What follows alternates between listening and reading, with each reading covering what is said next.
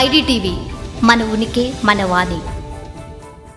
Neat వ్యవహారంపై sitting జడ్జితో విచారణ జరిపించాలని తెలంగాణ ముఖ్యమంత్రి రేవంత్ రెడ్డి డిమాండ్ చేశారు. ఢిల్లీలో ఆయన వరుసగా కేంద్ర మంత్రులతో భేటీ అయ్యారు. నేడు మరికొందరు కేంద్ర మంత్రులను కలవనున్నారు. అనంతరం ఏఐసీసీ కార్యాలయానికి వెళ్లారు. నీట్ పరీక్ష అంశంపై మీడియా ప్రతినిధులు ఆయనను ప్రశ్నించారు. ఈ సందర్భంగా ముఖ్యమంత్రి మాట్లాడుతూ ఏ ఒక్కరిపైనో కేసు వేసి క్లోజ్ చేసేందుకు సిబిఐ దర్యాప్తునకు ఆదేశించారని విమర్శించారు. కానీ జ్యుడిషియల్ విచారణ అవసరమన్నారు. ప్రధాని మోదీ విద్యార్థులకు భరోసా ఇవ్వడం లేదన్నారు. తెలంగాణకు సైనిక్ స్కూల్ కావాలని ఇదే విషయమై తాను కేంద్ర మంత్రి రాజ్నాథ్ సింగ్ను అడిగానన్నారు.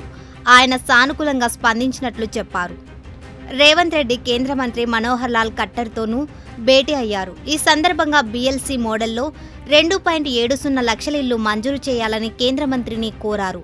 ఇళ్లను PMAY కింద నిర్మిస్తామని తెలిపారు. అలాగే స్మార్ట్ సిటీ మిషన్ కాలపరిమితిని ఏడాది పాటు పొడిగించాలని కోరారు.